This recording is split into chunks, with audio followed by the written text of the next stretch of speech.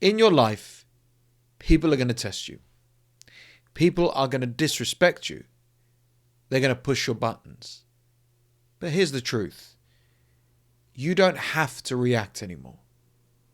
In this video, I'll show you how to stay calmer, more grounded and unfazed, no matter what anyone says or does to you. And if you want my personalized help in building unshakable personal control and self-mastery, then book a free discovery call with me. The link's in the description down below. I often think back and reflect on people who I've let go in my life. And we can generalize and call them toxic, jealous, insecure, whatever. But it's not necessarily the people I reflect on. It's the way I used to react and respond. A great example is a toxic relationship, or even a toxic friendship, or even a dynamic with a toxic family member. These people know just what to say to make your blood boil. They know just what to do. And I've seen it with so many people in my personal life, through coaching clients, and through my own experience. How do we go from 0 to 100 in rage? Like the Incredible Hulk, literally, we go from Bruce Banner to a raging machine, a monster. How do we, despite us prepping ourselves, enter into a situation and then lose control every single time? It's because we've not educated ourselves properly or effectively to manage people better and manage ourselves better.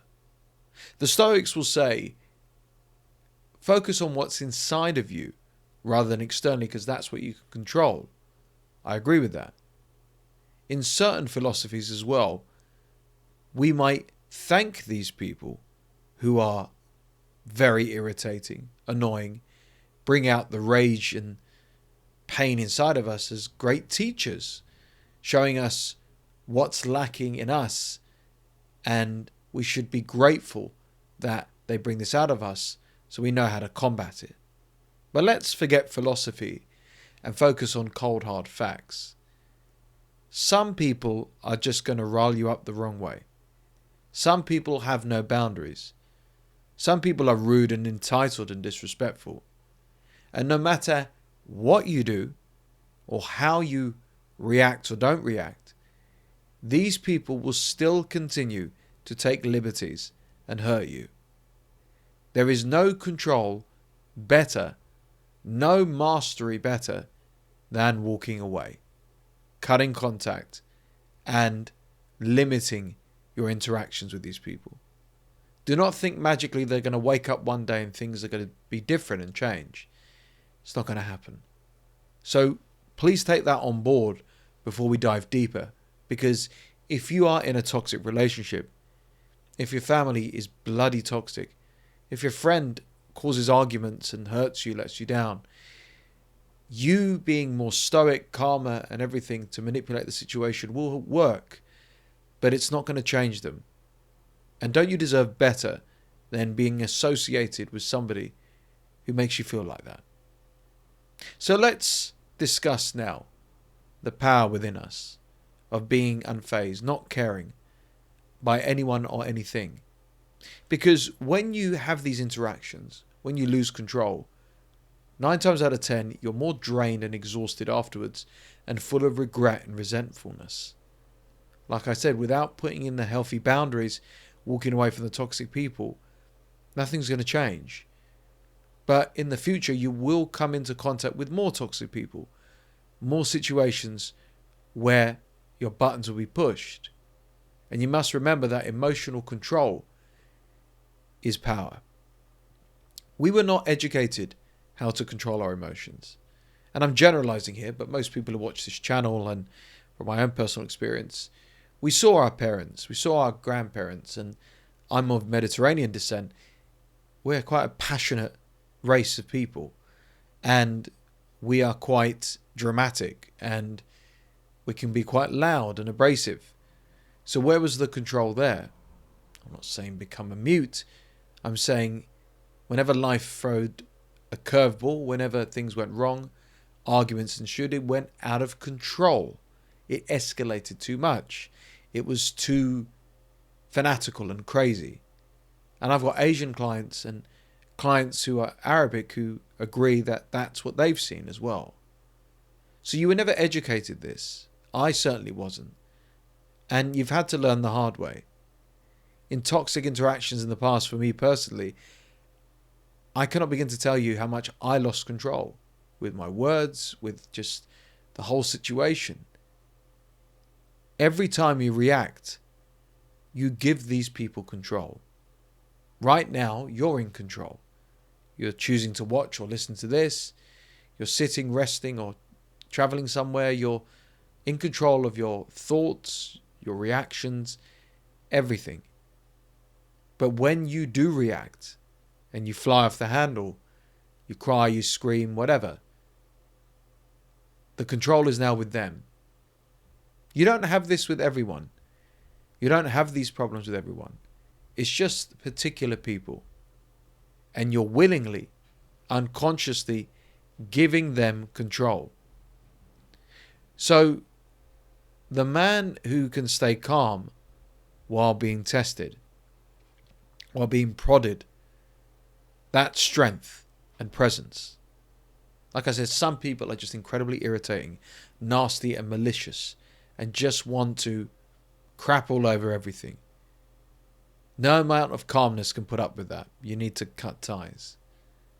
But when you're tested by a woman in a relationship, or even in the dating stage, when you're tested by someone in general to see what you're made of, and you're calm, and you can stay composed, that's a strength that is very rare in today's world and society. And your presence is incredibly attractive, because if you ride that wave, especially with a woman who tests, she'll fall head over heels and madly in love with you and be even more attracted to you as a result. A great tip here is to practice slowing down your responses. Don't react, observe, then respond on your own terms. I had a client that said this to me, that whenever his wife was very PMS or very stressed out, in the past he used to be very reactive, he used to take things personally and so on. Now, whenever she has these episodes, once a month, whatever it is, he's a lot calmer. He slows down his responses, and actually he doesn't take it personally. He admitted to me, I've got used to it now. So when it happens and she acts crazy or she doesn't make sense, rather than trying to solve the problems and take it personally and let it affect my ego, I slow my responses and say, sorry you feel that way. Oh, that's a shame. And then he said to me, I know, like within a few days she'll be back to normal. Imagine having that same sort of reaction like that. Slowing down your responses. Mesmerizing and memorizing things like, I'm sorry you feel that way. Oh, that's unfortunate. Well, I hope everything works out for you. That's how you got to be. A very important point here is, most likely when you're around these people, it triggers you. And perhaps you've got every right to feel triggered. Perhaps you've got real important reasons to feel insulted and so on. But the truth of the matter is, you're triggered because you haven't healed yet.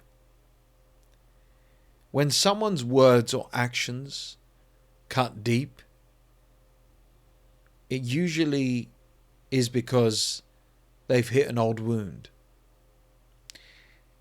Perhaps you can dish it out. Perhaps you can be quite nasty. Perhaps you can tell them the truth and everything. But when it comes back to you and it's wound you up, it's hit a nerve. I saw this in the past with people, and I realized with these people in particular, it was a tactic to be nasty and just hurt my feelings. But if you haven't healed, it's not about them. It's about you. So I'll give you a few examples here. If family are nasty and hurting you with words and abuse and disrespect, you haven't healed your inner child because of their actions. If a friend criticizes and condemns you because you want to go to that next level and you're leaving them behind and they're jealous, insecure, you haven't healed the fact that you're a people pleaser and you should have let this guy go a long time ago. If a woman is triggering you saying that, you're a loser, you're this, whatever, these are negative beliefs and mindsets that you should have let go of way before even considering dating. And the reason I know all of that is because I've been through all of that myself. So it's time for you to do the inner work. Heal the insecurity. We all have it. We've all been there. When you want to transform and go to that next level, take control of your life, insecurity was part of the journey. Certainly heal the anger. You don't have to be a raging teenager anymore. You don't have to be acting like a kid. And heal the story. The past is the past. You've taken back control. What happens in the future is down to you. Once it's gone, nothing sticks anymore. So think about that guy with his wife. He did the work on himself. So then nothing she said, even though it's not justified, we can blame PMS, whatever, it still didn't stick because he's healed himself. That's what you need to do. People only have power or control when you decide to give it to them. Most people thrive on emotional reactions. Have you ever seen a toxic, nasty person smirk evilly when you're about to let them have it with your words, reaction, stand up to them? They're waiting for this. They've been prodding for your reaction. In most toxic relationships, especially when you've walked away, you notice that.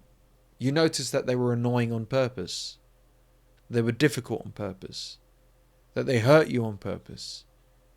That they wound you up on purpose. The more calmer you are, the more you silence their ego and protect your own peace. They are going to go to extreme lengths to get a reaction out of you. If you can preempt that, then you can silence that even more. And again, it's ego. In psychological terms, narcissistic supply is an argument, is drama, is you basically engaging with their stupidity. And that's a fix for them. Don't give them the fix. Start seeing their behavior as a reflection of them, not you. You will be gaslighted, manipulated, and abused to believe that you're the problem. And when you react, you are part of the problem. You are not the problem, but you're part of it. Oh, but they did this to me. Absolutely. It's infuriating. It's immature. It's childish. And that's when you need to make a big decision to ask yourself whether you want to put up with this nonsense any longer. You don't need to defend yourself when you're grounded in who you are and in reality. You don't need to discuss it with so many people. You don't need to justify your reaction. Your reaction is justified. The choice now is how much longer are you going to put up with it? What are you going to do moving forward with such individuals? I believe it's not worth it. So understand, the strongest man in the room isn't the loudest, isn't the most aggressive, isn't the man who says it as it is and points in the face and so on, makes a scene. No. It's the one who feels he has no need to prove anything. He's in control. And he recognizes when someone's trying to gauge a reaction out of them. All you got to do is stay calm. Stay grounded. And then, not in the heat of the moment, review and reflect whether these individuals, no matter who they are, deserve a place at your table of life. moving forward. If you want my help mastering this mindset and diving deeper into whatever's holding you back, then book a free discovery call with me and let's work together. The link's in the description below. Remember, you got two choices. You can either cut these people out or you put up with them and focus on mastering yourself. The choice is yours, but let's be honest, life is too short for the wrong people.